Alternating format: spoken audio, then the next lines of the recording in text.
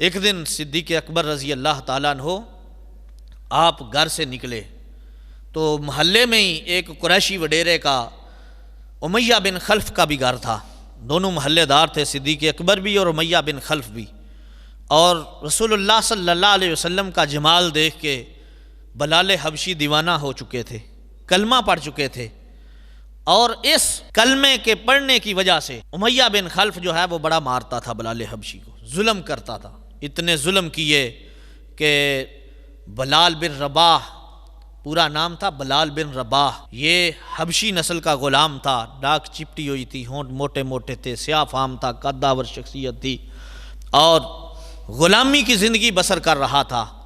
اتنا کلمہ پڑھنے کے بعد جو اس نے ظلم ڈھائے، پہلے اتنا قریبی کیا ہوا تھا کہ خزانوں کی چابیاں دی ہوئی تھیں، اتنا قریبی کیا ہوا تھا کہ سارے غلاموں پہ اس کو ہیڈ بنایا ہوا تھا، سپروائزر تھا سارے نظام کا.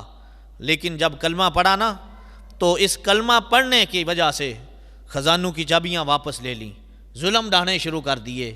دانے اتنے لا کے دیتا تھا، چکی پیستے پیستے بلال تھک جاتا تھا. لیکن بلال نے جب سے کلمہ پڑھا تھا، چکی بھی چلاتے تھے، احد احد بھی کہا کرتے تھے. چکی بھی چل رہی ہے، اللہ اللہ بھی ہو رہا ہے. بلکہ کئی موقعوں پہ ایسا ہوا کہ بلال احد احد کہتا ہے، چکی خود چل رہی ہے.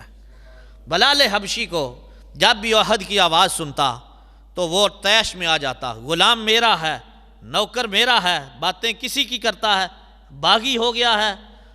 وہاں ایک علاقہ تھا ہرہ کا، عرب کی دھرتی پہ یہ وہ پتھریلا علاقہ ہے کہ جب گرمی پڑتی تھی تو توے کی طرح جو ہے یہ تپ جاتا تھا. اتنی حرارت ہوتی تھی پتھروں سے نکلتی کہ پاؤں بھی جو ہیں وہ پگھل جایا کرتے تھے. وہاں لے جاتا، بلال کو لٹا کے سینے پہ باری پتھر رکھ دیتا، جسم کی چربی پگھل رہی ہے. بلال جھوم کے کہہ رہا ہے، حق حق، احد احد، احد احد کی صدائیں لگا رہا ہے بلال. اتنے ظلم ڈائے صاحبو، اتنے ظلم ڈائے. بڑا خوبصورت وہ قصوری نے لکھا ہے، وہ کہتا ہے، ویخ کے سونے دا جمال کہندے حضرت بلال، مارا کھا کے بھی حق حق سونیا، سانو اپنے غلاماں وچ رکھ سونیا، پھر ککھ تو میں ہو جاواں لکھ سونیا. بلال حبشی مار بھی کھاتے ہیں، اللہ کا نام بھی بلند کرتے ہیں. وہ مارتا ہے، آپ کے پاؤں کے اوپر جو ہیں وہ کیل ٹھونس دیے جاتے ہیں، آپ کے اوپر جو ہے غلاموں کی ڈیوٹیاں لگا دی گئی ہیں کہ فلاں ٹائم پہ تیری باری ہے مارنے کی بلال کو، فلاں پہ فلاں غلام کی باری ہے، فلاں وقت پہ فلاں غلام مارے گا. اتنے ظلم ڈاتے تھے، جتنی مار پڑتی تھی اتنا ہی بلال مسکرا کے احد احد کہتے تھے. ہائے ہائے، یہ مارے کھا رہا ہے بلال. امیہ اپنے ظلم ڈا رہا ہے، بلال کے عشق میں اور پرواز آ رہی ہے. وہ جتنا مارتا ہے بلال اتنا ہی عشق اور بڑھا دیتا ہے. جب وہ مار مار کے تھک جاتا ہے تو پھر غلام، حتیٰ کہ یہ لمحوں کا معاملہ جو ہے گھنٹوں میں بدلا، گھنٹوں کا معاملہ دنوں میں، دنوں کا معاملہ دن راتوں میں بدل گیا. ہفتہ ہفتہ غلاموں کی ڈیوٹیاں تو نے اتنا مارنا ہے. تپتی ریت پہ لٹایا جاتا تھا، دہکتے کولوں پہ رکھا جاتا تھا، زبان کے اوپر کولے رکھ دیتے تھے. تو احد احد کہتا ہے بلال، پھر بھی ماریں کھا کے احد احد کہتا تھا. صدیق اکبر گزر رہے تھے، عاشق صادق نے جب بلال کی اس انداز میں مار کھاتے ہوئے، پٹائی کرواتے ہوئے احد احد کہنے کی آواز سنی تو صدیق تڑپ گیا. جا کے کہنے لگا، امیہ، پہلے دعوت پیش کی، امیہ کیوں ظلم ڈاتا ہے اور ظالم کیوں اتنے ظلم ڈاتا ہے؟ لیکن وہ جفا کش نے کہا، صدیق اتنی ہمدردیاں ہیں تو خرید لے. کہا، خدا سے ڈر جا، قیامت آنے والی ہے، کیا جواب دے گا خدا کے سامنے؟ اس نے قیامت کا انکار کر دیا. پھر یہی کہا، اتنی ہمدردی ہے تو خرید لے. صدیق موج میں آگے کہنے لگے، میاں مانگ کیا مانگتا ہے، مانگ کیا مانگتا ہے. ہائے، بڑے عشق کی بات ہے. سارے قریشی جمع ہو گئے، تاجر جمع ہو گئے. آج صدیق سودا کرنے لگا ہے. کہا، مانگ کیا مانگتا ہے؟ امیہ بن خلف کہنے لگا، وہ تیرے پاس فستاس رومی، وہ روم کا سفید چمڑی والا بڑا سیانہ غلام ہے، وہ غلام دے دے اور بلال لے جا. صدیق جٹ سے کہنے لگے، مجھے سودا قبول ہے. پھر پینترا بدل لیا، کافر تھا نا.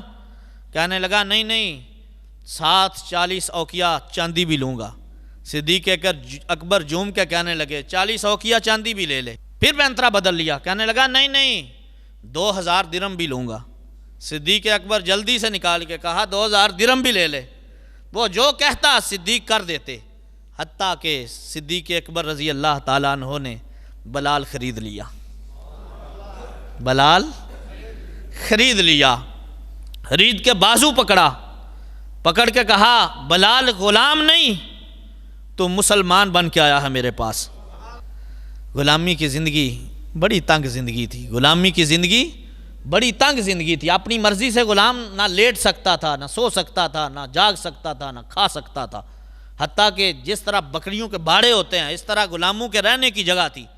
آقا کے سامنے کھڑا ہونا تو دور کی بات ہے، آقا جہاں حکم دینا ہے وہاں غلام نے ٹھہرنا ہے۔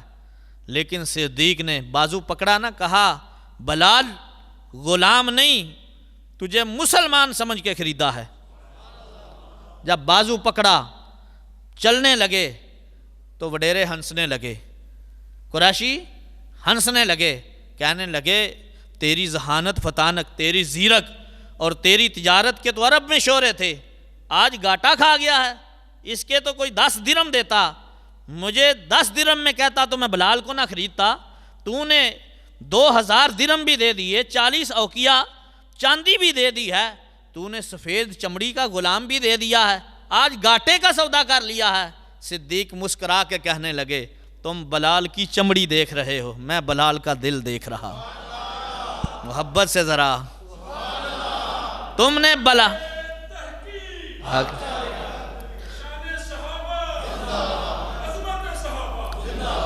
ہائے ہائے، اگلی بات جو صدیق نے کہی، جھوم جانا چاہیے صدیق کے ذوق اور عشق پہ۔ جب کہا نا تم نے بلال کی چمڑی کو دیکھا ہے، میں بلال کا دل دیکھ رہا ہوں، تو وہ کہنے لگا اتنی قیمت ادا کر دی ہے؟ تو صدیق جھوم کے کہنے لگے امیہ خدا کی قسم، مجھے اللہ کی عزت کی قسم ہے، میں تو اس بلال کے قدموں پہ یمن کی بادشاہت کو بھی نثار کرتا ہوں۔ بلال کا عشق جو تھا، اقبال جھوم اٹھا تھا۔ اقبال کہتا ہے ادائے دید سراپا نیاز تھی تیری، کسی کو دیکھتے رہنا نماز تھی تیری، اذان ازل سے تیرے عشق کا ترانہ بنی، نماز تو ایک نظارے کا بہانہ بنی۔ اقبال یہ کس کے عشق کا فیض عام ہے کہ رومی فنا ہوا حبشی کو دوام ہے۔ یہ صدیق جب پکڑا نا بلال کو لے آئے تو سیدھا در رسول پہ گئے، یا رسول اللہ آپ کا غلام آپ کے غلام نے خریدا ہے، آپ کا غلام آپ کے غلام نے خریدا ہے، اور میں خرید کے آزاد کیا ہے، آزاد کر کے آپ کو پیش کیا ہے۔ مصطفیٰ جھوم اٹھے، چہرہ نبوت تمتما اٹھا، فرمایا صدیق اتنے بڑے سودے میں، جنت کے سودے میں اکیلے ہی کر لیا ہے، مجھ نبی کو بھی شامل کر لینا تھا۔ ہائے ہائے، کہا یا رسول اللہ یہ آپ نے سودا کیا ہے، یہ آپ کا سودا ہے۔ مصطفیٰ مسکرائے، فرمایا صدیق تو نے بلال نہیں خریدا، تو جنت خرید کے لے آیا ہے۔